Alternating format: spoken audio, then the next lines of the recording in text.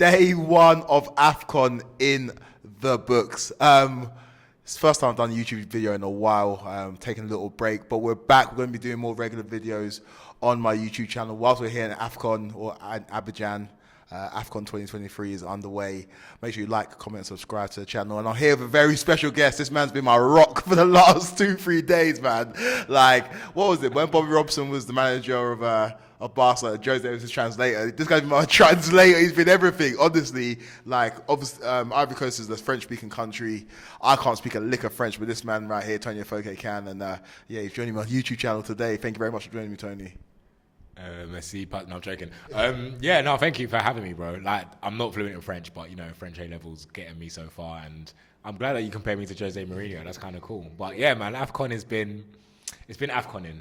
It's really been Afconing. But in the good and the bad, we've had like the longest, I would say, 48 hours now of my life. But we're here, we're doing it, and I'm enjoying it. And after I think the first game, like I think the vibes, like now I'm uplifted. I wasn't uplifted yesterday or this morning, but now I'm a bit uplifted. Yeah, to be fair, and again, this is raw and uncut. Got one microphone. My microphone broke in my luggage, and that just speaks to logistically how badly things have gone for us over the last couple of days. So quick, we're not going to bore you with the gory details, but we flew on Thursday from Gatwick, and that was pretty smooth. Our flight was an hour late, but that's fine. Got to Morocco, which was where we were changing over, and was rushed through the airport because obviously we were an hour late. And then we got to Abidjan and our luggage didn't get there with us. So 2 days we were in the wilderness, no clothes, no toiletries, nothing. Like we were out here literally with the bare bones. And then we had to sort out accreditation, had to go to the airport multiple times to get the luggage. So it's been logistically challenging, but we're here. And I think the main reason why we're here at Afcon is we hear a lot of people talk about it, and I think we're guilty of it as well. Why don't broadcasters talk more about Afcon? Why isn't it being covered as much? Why do people look at it as a hindrance as opposed to a benefit? And we just don't want to talk about it no more. We want to be about it. And so that's why we've flown ourselves here. We're working with different companies, but we're also making our own content. And that's, I think, the main takeaway from what we're trying to do, shine a light on one of the best competitions in the world now. Yeah, 100%. Like, we grew up watching Afcon as kids. Right, I feel like with the Euros, like you get that sense of the Euros. Obviously, everyone's a part of it, but Afcon was like my thing, right? And especially like growing up, watching the 2013. See, I've seen my team in an Afcon, unlike you. So like 2013 was massive for me because last time United won a Premier League and Nigeria won the Afcon. So like it's big. So we decided it was an idea we thought, and how can we bring it to fruition? But yeah, now we're doing it and. We're doing it big, and we're doing it because we're in a privileged positions to do it. So, shout out to this guy, and shout out to me as well because I don't know where he would be. I don't even think he'll be in Abidjan right now. I think he'll probably be in like Yamoussoukro, lost. But yeah, no, we're doing it, man, and I'm looking forward to it now. I feel like now that the competition's finally got underway, the next 30 odd days are going to be relentless, but it's going to be relentless fun. It feels like we've been here for a long time. It's only been match day one. We've been here since Thursday. It's at the time of recording, Saturday right now? Yeah. And so, yeah, it's been a long one, but we're finally settled in. We've got our accreditation kind of sorted. And yeah, let's just talk about the football, really. We went to the Olympic Stadium. It's like one of the most impressive stadiums I've been to. You can see why they spent a lot of money on it. Very, very impressive. And I'm not normally a fan of pitches or grounds with running tracks around them, but this one you could feel the energy, you could feel the vibe, and I think the people that make Afcon, that's why it's one of the best tournaments in the world. You see people of different cultures, whether they're from North Africa, West Africa, East Africa, people all coming together to make this tournament what it is. But yeah, we went to the Olympic Stadium, and it's been one of the best stadiums I've been to. We saw the opening ceremony, unapologetically, African in terms of the vibes, the music. And it was just no expense spared, really. And we looked at the Asian Cup opening games or opening ceremony, and thinking about what Afcon's going to do, and it definitely topped it for me anyway. And then the football kicked off, and you could see the Ivory Coast fans were in the stadium, and their anticipation was palpable. You could see that they're expecting something to happen, and their team duly delivered in a game that could be a banana skin, really. Like, first game of the tournament, so much expectation, but handled Guinea-Bissau pretty easily. A 2-0 win, 2 great goals as well. But I don't know what your thoughts on that was in terms of the opening ceremony and the game itself. No, you was spot on there. I feel like, especially with the Asian Cup going at the same time, the expectations for Africa was huge. So you're thinking like, come on, Africa, don't let us down.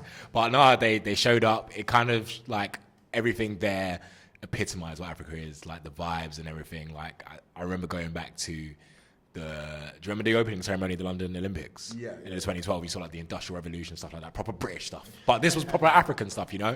And I thought it was good. The fireworks were crazy from like outside the stadium and inside the stadium as well.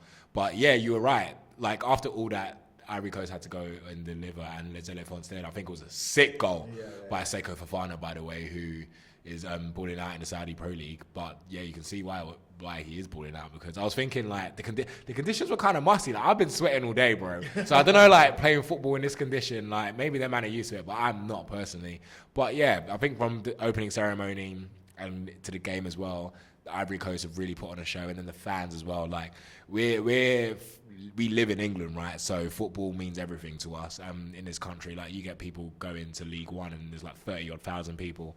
But you don't realise that it's a global language. It's like there's so many people that in this country that didn't even watch the game. When we were leaving, like you didn't see people. They watched the game as soon as they just heard people like with the vuvuzelas out. Everyone was out, kids, man, woman, child, everyone. And like you realise that football means a lot to these people as well, and it means a lot to like all the Ivorians. So yeah, man, I feel like it was really good. It was really good overall, and it was a really good start. Let's just hope it keeps going. Definitely, man. And that's the thing I think we both took away, because we were heading into the game and weren't down in the dumps, but so much has gone wrong. We can't even explain that. So much has gone wrong that we were just at the game and we kind of forgot that we were here for work. We're here to watch football. And when the football kicked off and it started and you just saw the excitement, that's what really kick-started the tournament for me. And then literally after the game, within minutes, the streets are filled. It's lock-off on the streets of Abidjan right now. No one can drive anywhere. And that's why it's called a beautiful game. We love it. And it brings people together. And like Tony said, there was people who hadn't even watched the game, but the streets were filled with thousands and thousands of people. People ain't sleeping tonight. And it was like Ivory Coast has won Afcon. It's match day one. It's the first game of the group. If they do, bro, how will we get home? If they win Afcon, we're stuck in Abidjan forever. Like it was great to see, man. Like, and man, women, child, football just brings people together. And I think that we both, when we were driving home, we both took that away from it. And we know why we're here. We're here to shine a light on a tournament that means a lot to both of us. And hopefully, for my sake, I see Ghana win a first Afcon since 1980. But our tournament kicks off tomorrow. We're making videos tomorrow. Tony's going to be at the Nigeria game. Speak a bit about that one. Oh, bro, I'm nervous. I'm not normally nervous, but I am. We just need to win, get the 3 points, because our next game is Ivory Coast. We can draw that one. We can even lose that one and then go against Guinea-Bissau, who we saw didn't really offer much against Ivorians. But we have to win, especially with everything that's gone on leading up to the tournament, losing to Guinea in a friendly, the whole 4-4-2 situation, all the injuries. There's so many things where I'm just looking at this and I'm thinking, okay, this could go terribly wrong. And I honestly don't know. I need to see the formations first. I feel like it's a Man United situation. I don't like to compare Nigeria to Man United, but it's a Man United situation. If I see the lineup and I'm going to be like, oh man. But Enoshi made me trust, man. Like, we've got the best out-and-out striker in the tournament. So I feel like if any team has the best out-and-out striker in the tournament, you always have a chance. We saw out that goalkeeping situation. Our defence is all right. We should be all right. So just get the 3 points, boys. Get the 3 points, and then we look forward to Thursday when we play Ivory Coast.